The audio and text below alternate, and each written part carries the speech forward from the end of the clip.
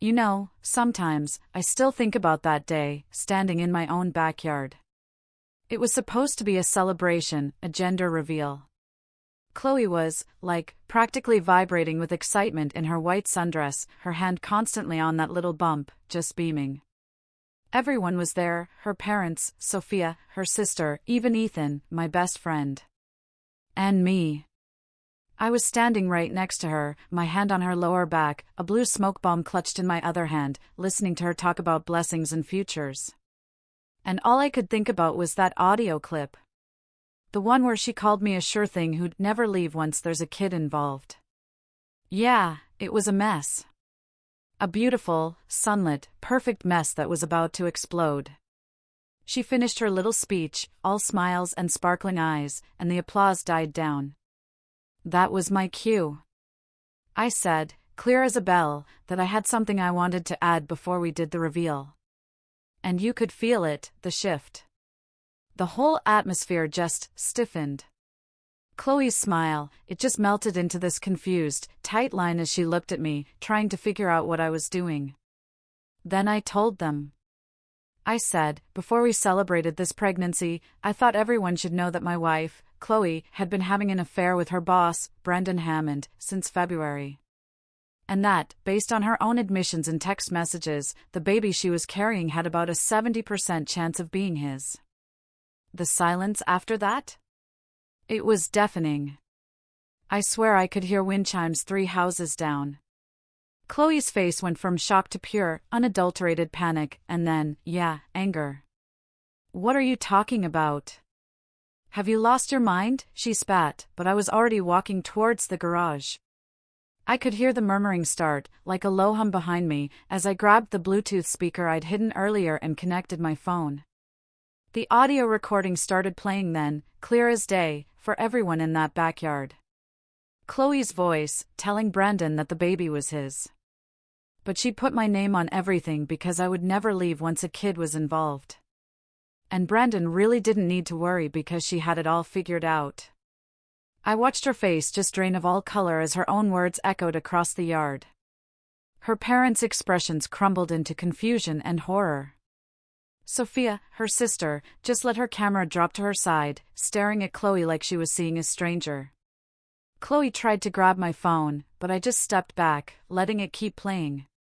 The part where she talked about how I made good money, and she wasn't about to give up her lifestyle for some romantic fantasy with a married man. Her mom made this wounded sound, like a gasp without air. Her dad's face was just blank. I even saw a few people, including Kevin, a coworker of hers who was there, pull out their phones to record. It was so surreal, you know? Like, too wild to just witness.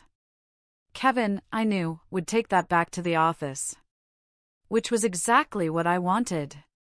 When the recording ended, I turned off the speaker. I told everyone that I'd filed for divorce that morning, that paternity testing would be part of the legal proceedings, and that I wanted everyone there to know the truth before Chloe had a chance to spin her own version of events. She was crying, trying to say it wasn't what it sounded like, that I was taking things out of context. But her own voice had just played for everyone, confirming she was deliberately trying to trap me. Sophia backed away from her sister, like she was physically repulsed. Her mom was crying into her dad's shoulder. People were already heading for their cars, not wanting any part of this. Ethan caught my eye, gave me a tiny nod. I grabbed my keys from the patio table, where I'd left them specifically for this moment. I told Chloe her stuff would be packed and ready for pickup by Tuesday, that all communication would go through Mr. Harrison, my lawyer. And that she should probably call Brendan and let him know his wife, Emily, would be getting some interesting information in the next 24 hours. The last thing I saw as I walked out was Chloe, alone in her white sundress, that unlit smoke bomb still in her hand. Everyone was either staring at her or pointedly not looking. I just felt this cold, hard satisfaction. She'd wanted a public spectacle, and she got it. Just not the kind she planned. I heard her call my name as I got in my truck, but I didn't turn around. Didn't give her the confrontation she probably craved. I drove straight to Ethan's apartment. I'd already moved half my important stuff there earlier that week. She'd wanted everyone to see us as this perfect couple, expanding our perfect family. She'd orchestrated this whole performance about love and commitment, and I let her have her stage. Right up until the moment I used it to show everyone exactly who she really was. But to understand how I got to that point, standing there, so cold, so methodical, I have to go back a bit. It had started the way these things always do, with something small. Just a little thing that didn't quite fit. I came home early from a job site in mid-August, concrete pour got delayed, you know? And Chloe's laptop was open on the kitchen counter, still logged into her email. I wasn't snooping, honest. I was just walking past and saw a message preview that said, "Last night was incredible." And it was from someone named Brandon. My brain did this weird thing, trying to make it innocent for about 5 seconds before reality just crashed in. I didn't confront her. I didn't even let my expression change when she came downstairs 20 minutes later, asking about dinner. I just filed it away. And then I started paying attention to all the things I'd been ignoring for months. She'd been staying late at work twice a week since March. Changed her phone password in April. Started going to meet a personal trainer at weird hours and coming back without looking like she'd actually worked out. And I'd explained it all away, you know? Because I wanted to believe my wife wasn't that person. That first week after seeing the email, I just watched her. Noted the patterns. She had no idea I was running a completely different calculation than the one she thought we were both working from. For days I pulled her phone records through our shared account.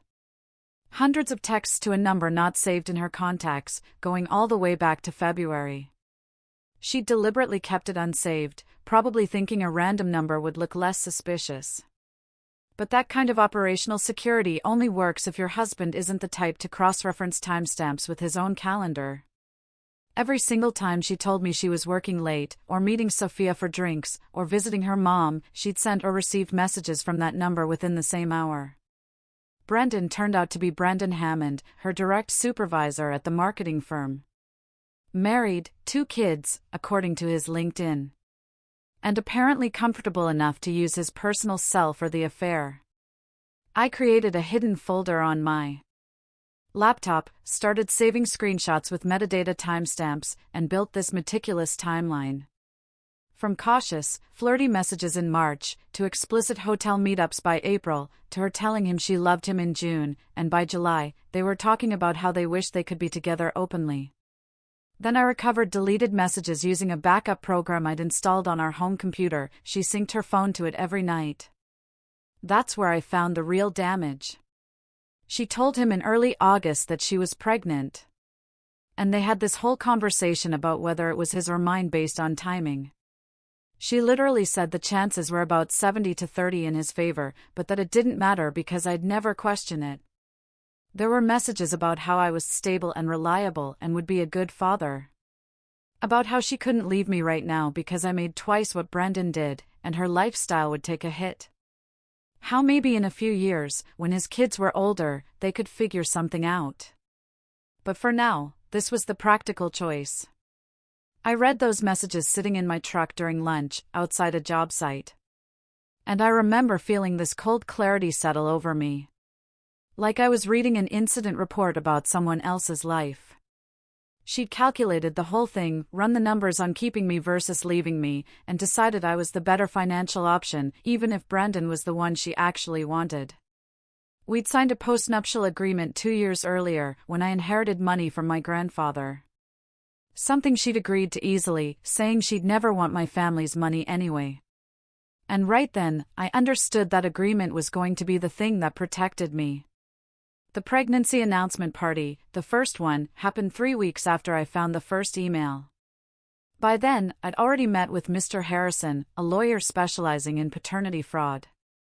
He told me audio recordings were legal in our state as long as one party consented. So, anything I recorded in my own vehicle or home was admissible. If I could prove she deliberately misrepresented paternity, I'd have a strong position. Chloe sometimes borrowed my truck. Her car was scheduled for an oil change. That Wednesday, I installed a voice-activated recording app on an old smartphone, charged it, wrapped it in electrical tape, and wedged it under the passenger seat of my truck. She took my truck Wednesday morning, just like I knew she would. And I got exactly what I needed that afternoon when she called Brandon during her lunch break. They talked for 11 minutes. He asked if she was sure about going through with it. And she said, "It's his.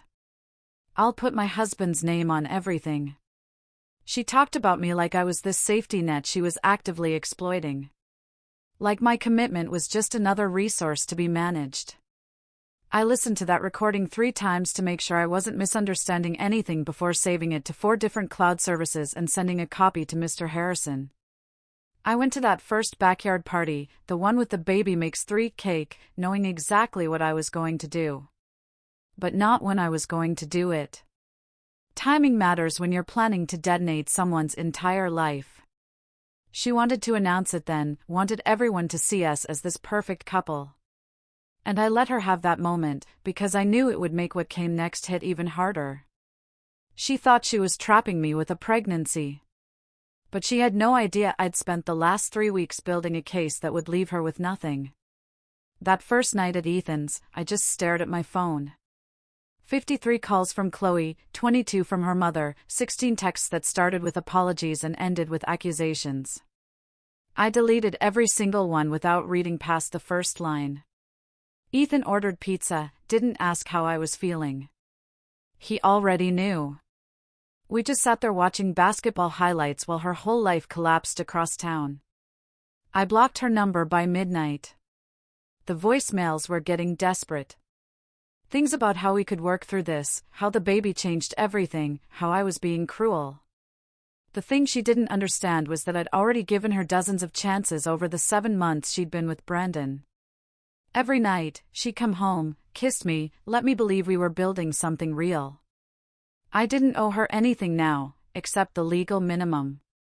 Monday morning, I sent an email to Emily, Brandon's wife. Found her contact on her public Facebook. Kept it simple, factual, like an incident report. Attached screenshots, the audio recording. 3 sentences explaining her husband and my wife had an affair since February, and she deserved to know. She responded 6 hours later with 2 words, "Thank you." I later found out she called a locksmith before Brandon even got home from work that day. Brandon tried calling me twice that week. His messages were this bizarre mix of anger and pleading. Blamed me for ruining his family, then tried to say the affair didn't mean anything serious. I saved those, forwarded them to Mr. Harrison. Watching him scramble to control the damage he'd caused was the closest thing to entertainment I had during those first few days. The HR investigation at Chloe's company started Wednesday. Kevin had submitted a formal complaint, included video footage from the gender reveal party. Both Chloe and Brandon were put on administrative leave. By Friday, they were both officially terminated. Chloe sent me this long email about how I destroyed her career, her reputation, over a mistake she made when she was confused and vulnerable. Completely ignoring the fact that she'd spent 7 months deliberately deceiving me and planning paternity fraud. The divorce was finalized quickly. Chloe's lawyer knew they had no leverage. We offered her $20,000 and her car for a clean break. Her lawyer convinced her to take it. The entire hearing lasted less than 10 minutes. I walked out of that courthouse feeling lighter than I had in months.